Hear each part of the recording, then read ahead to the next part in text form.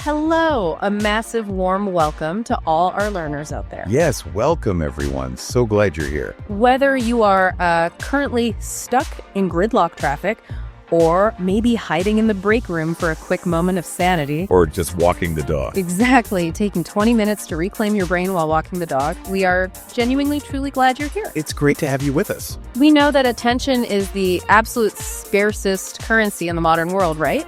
So the fact that you're spending yours with us, well, it means the world.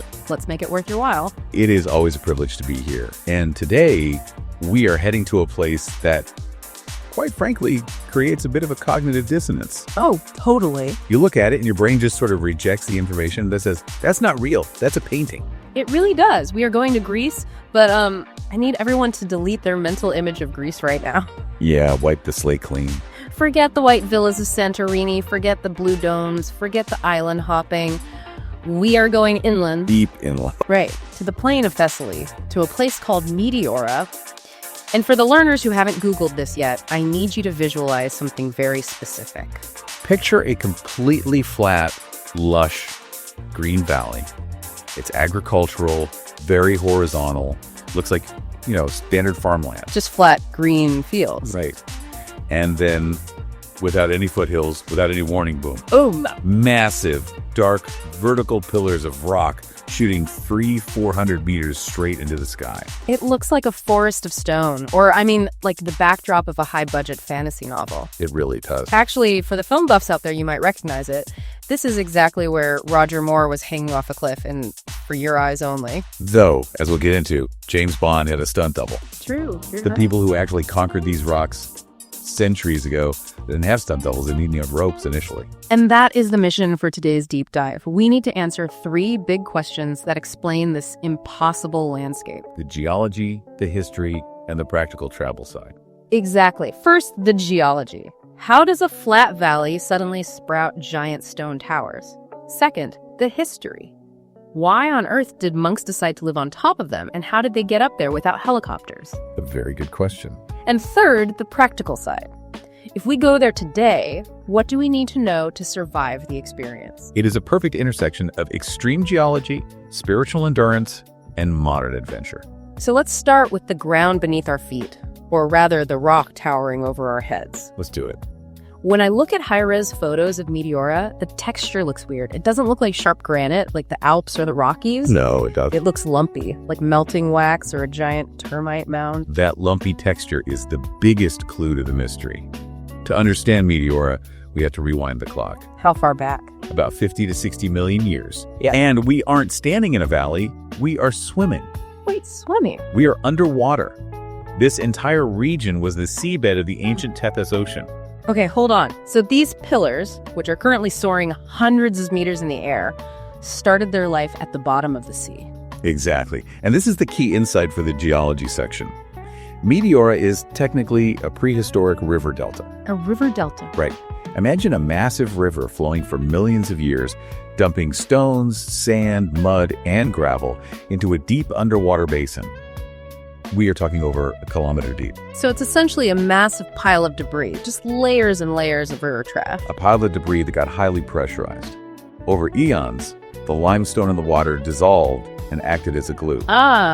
It cemented all those river stones and sand together into a specific type of rock called conglomerate. Conglomerate. I've heard that term in business, usually referring to a massive company with too many departments. It's actually a great analogy. Yeah. In business, a conglomerate is a mix of different companies stuck together. Right. In geology, it's a mix of different rocks, pebbles, cobbles, sand stuck together by natural cement. It's nature's concrete. Nature's concrete.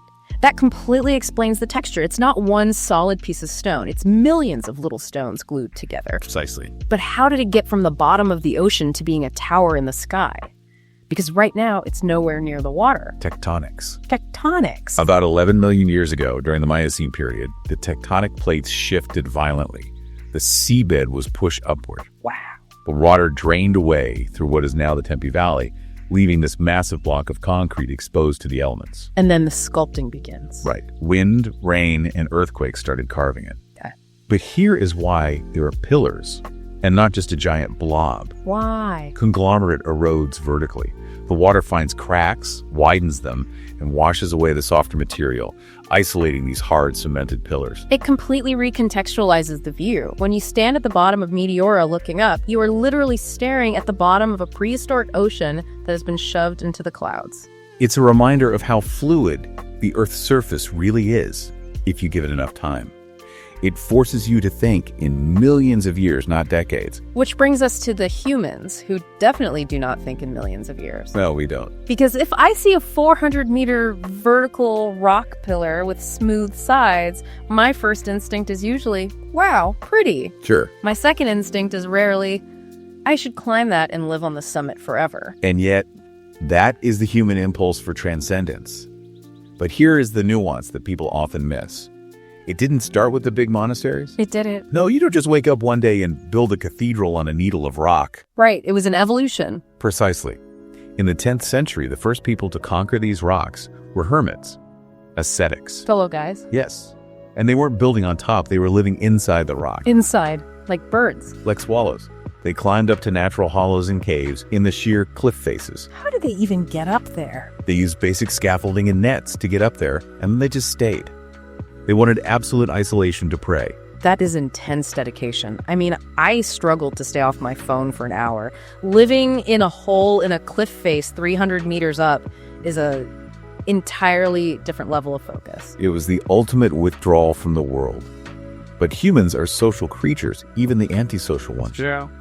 By the 14th and 16th centuries, this scattered collection of hermits evolved into a massive monastic community. They moved from the caves to the summits. And that's when the skyline changed. At its peak, there were 24 active monasteries perched on these summits. Imagine a city in the sky. A city in the sky, that is wild. Every major pinnacle had a community living on it. It must have been an unbelievable sight, smoke rising from 24 different peaks, bells ringing across the valley. 24 is a lot, but looking at the source notes here, today there are only 6 active ones. History is volatile. You had the Ottoman occupation, which made life difficult. Yeah. But also, practically speaking, maintaining a building on top of an inaccessible rock is a logistic nightmare. I can't even imagine. Imagine trying to repair a roof when every single tile has to be hauled up a vertical cliff. Yeah, the maintenance costs must have been astronomical. Exactly. Over time, the difficulty and the politics led to a decline. By the mid-17th century, many were abandoned. Nature started taking them back. So today, most tourists see the big 6 great Meteoron, Varlam, and so on. Right. But our research unearthed something really cool for the travelers who want to go a bit deeper. There's a whole layer of Ghost Meteora. Ghost Meteora is a great way to put it. This is the hidden gems aspect. If you know where to look, you can still see the ruins of the monasteries that didn't make it. Give us some names. If I'm standing there with my binoculars, what am I looking for? Look for the Rock of Great Saint. It's actually the tallest rock in the complex, and it has ruins on it. Okay, Great Saint. Or the hidden monastery of Yupapanti, which is built inside a large cavity in the rock, almost like the earlier hermit style. And there's one called St. George Medillus, right? Yes, and the hermit caves of Badovas. These are haunting places. Wow. When you look at the big 6, you see the success stories, the ones with gift shops and well-paved stairs. When you look at Badovas, you see the wooden ladders rotting away, the crumbling walls. Oh, wow. It reminds you that this wasn't just a tourist attraction. It was a brutal, hard way of life.